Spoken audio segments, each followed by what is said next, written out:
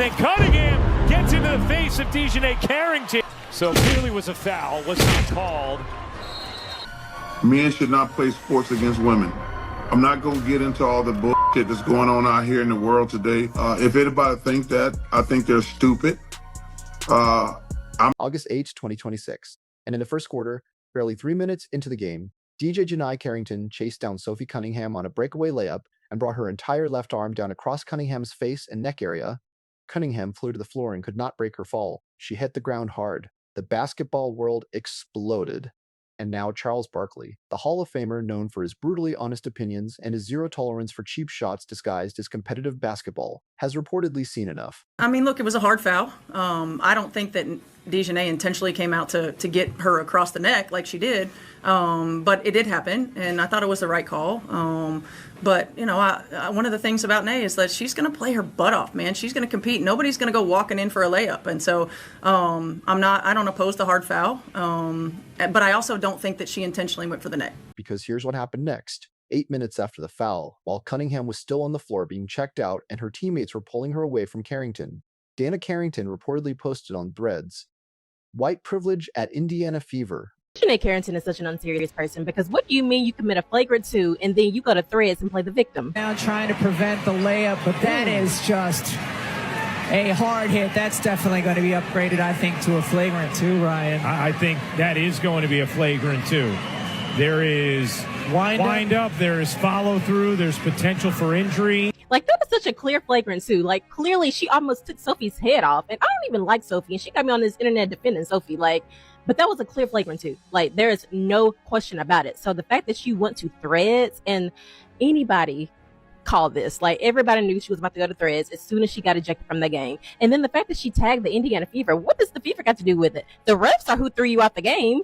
It has nothing to do with the Fever. And to say white privilege, like, I'm just so confused. You are the one who fouled her. Like, what is not clicking? And it was 100% done on purpose. And I can only assume it's because of all of Sophie Cunningham's comments that she's been making to the media in the last couple of weeks about biological men and women's sports and all that. And like I said, I don't even like Sophie Cunningham, but girl, that was definitely a flagrant 2. At this point, I just have to assume that DiJonai loves attention and clout, because you clearly wanted attention when you committed that flagrant 2, and you wanted attention when you went to Threads. I mean, this is the same person who outed her relationship on Threads. So are we meet again? The woman who had just been ejected following the incident involving Cunningham reportedly posted "white privilege" before Cunningham had even left the court. That timing immediately fueled another wave of reactions across social media. Walk with me, take a walk with me, take a walk with me. There is craziness going on in the WNBA. DiJonai Carrington tweeted out white privilege from the locker room of a game that she was playing in. Get this. She fouled Sophie Cunningham hard. Sophie Cunningham, obviously white person, fouls her hard. Flagrant 2, gets ejected, goes to the locker room and tweets out white privilege in the middle of the game. Now, here's the kicker to me. A flagrant 2 has to be contact that can lead to an injury that looks excessive. DiJonai, it was about as excessive as possible. If there was any evidence of there being white privilege, That was not competitive frustration. That was not a heat-of-the-moment mistake. It was a deliberate, calculated public statement that told the entire basketball world exactly what DiJonai Carrington appeared to believe the foul was about. That's it. I mean, you know, I got my teammate back always, so just to get out the way. Gotta ask about her response. She went in and she got on social and said white privilege after her getting Who did this? DiJonai did. Any response to that? No, I don't know anything about that. Cunningham was ahead of the pack on a breakaway layup when Carrington chased her down and swiped down with her left arm across the face and neck area, causing Cunningham to land hard on her backside without being able to break her fall. The play was initially called a flagrant 1, but officials reviewed the contact and upgraded it to a flagrant 2. Carrington was then ejected from the game. Cunningham was brutally fouled in the face during today's game, and the offending player, DiJonai Carrington, was ejected after officials ruled her hit a flagrant 2. But after the ejection, Carrington posted, quote, white privilege on social media and tagged the Indiana Fever. The on-court drama follows weeks of backlash and protests against Cunningham for speaking out against including transgender athletes in the WNBA. Cunningham quickly got back to her feet and went straight toward Carrington, who was standing near the baseline. Cunningham pushed her in the chest and yelled at her before Michaela Timpson and Fever security personnel stepped in and pulled her away. As Carrington headed toward the tunnel, she received a loud reaction from Sky fans.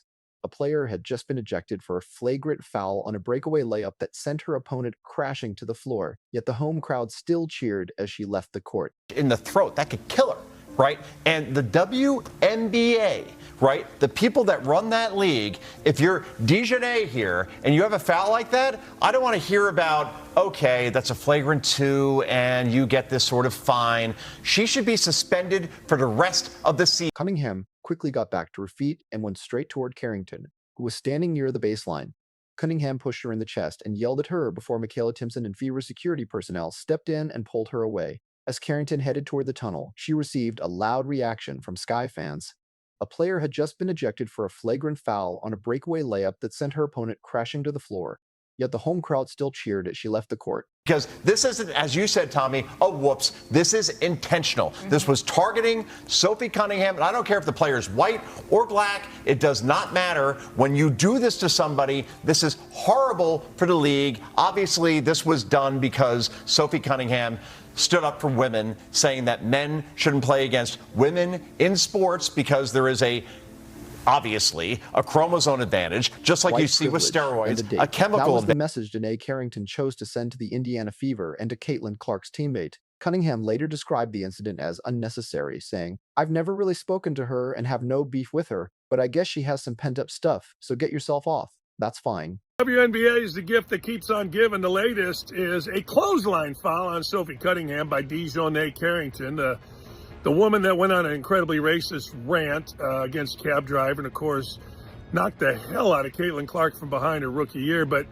that's okay. I'm not mad at that kind of basketball. That's all good. But the problem is after. 3 words. It was white. Zero panic, zero victimhood, zero drama. The same Sophie Cunningham who said everyone is welcome at her table, who said she extends love, and who said she wants to protect young girls in sports. That Sophie Cunningham took a flagrant foul arm across her face and neck, hit the floor without being able to break her fall, got back up and confronted Carrington directly, watched her get ejected, then saw the white privilege post appear 8 minutes later and responded simply, "Get your stuff off. That's fine." I just want you to think logically and please comment on this. White girl goes to the basket. African-American woman knocks her on her ass, clothesliner, knocks her down, upgraded to a flagrant 2. Black girl kicked out, and it's all because of white privilege. Let me know what you think. I think it's typical WNBA stupidity. In response to Carrington's post on Threads, Cunningham said the ejection had nothing to do with race. Nothing to do with race. The woman who was on the receiving end of the foul said it had nothing to do with race. Yet Carrington still posted white privilege, and the crowd cheered the ejection. This is the WNBA on August 8th, 2026. But here's what makes this situation so much larger than one flagrant foul. I am so fucking sick of the Indiana Fever and Sophie Cunningham. I really, really mean it. And I really have been trying to just keep my mouth shut because the rabid-ass, racist-ass fan base makes it insufferable to actually talk about basketball with people, one, who know the game, who used to play the game, and understand sometimes things just happen in the game. DiJonai got ejected in the first quarter in the Chicago Sky versus Indiana Fever. Sophie Cunningham went up for a layup. DiJonai went to block it, right? Flying in the air. When she went to smack, she missed the ball, hit Sophie's head. I have not played basketball since junior high. That happened to me before. But where I'm at now with it is, one, everything Sophie Cunningham does in the game is for social media. Everything she does in that game is for social media's response, no matter what. Why? Because she's a mid-ass player in the fucking league.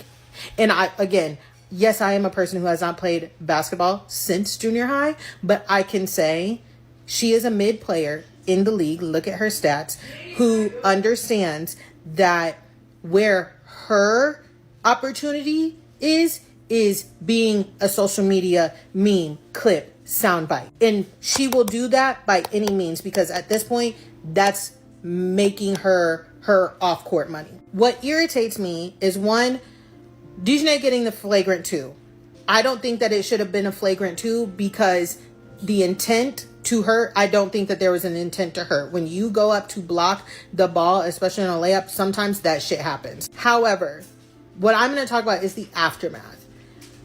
Sophie getting up and getting in DiJonai's face, and you physically see DiJonai say, stop, stop, stop. With the public, the people who support Sophie Cunningham and the Fever, resulting in such blatant racism, in such social media attacks on any team, any player that is opposing the Fever, Sophie, Caitlin Clark, and especially being Black, it results in such racism. Not only now are the players like, hey, I know if I'm going up against the Fever, and especially Sophie, Caitlin, I will take Lexi Hull out of this. Last season, we was getting close, Lexi. We was getting really close. I'll take her out of this equation now. But especially those two, the Black players understand that if anything happens, even though it may be things that happen during the game, shit that is so normal to happen during the game, they know that they have racist attacks waiting on them online. Or DiJonai Carrington and Caitlin Clark have a documented history. In 2024, Carrington poked Clark directly in the eye during a game, and the play immediately went viral. Clark fans across the country saw the incident. No flagrant foul was called in real time, and after the play was reviewed, Carrington was not suspended or publicly fined. Now, the same player who poked Clark in the eye in 2024 brought her entire arm down across Sophie Cunningham's face in 2026, was ejected for the play, and then reportedly posted white privilege 8 minutes later. Yeah, that's a history that deserves a closer look. Yeah. Did you, when you went and kind of swatted at Caitlin, did you intend to hit her in the eye? And if so, could you just, or if not, either way, could you talk about what happened on that play?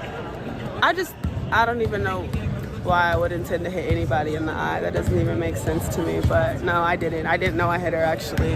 I was trying to make a play on the ball, and I guess I followed through and I hit her. So obviously it's never intentional. That's not even like the type of player that I am. So yeah.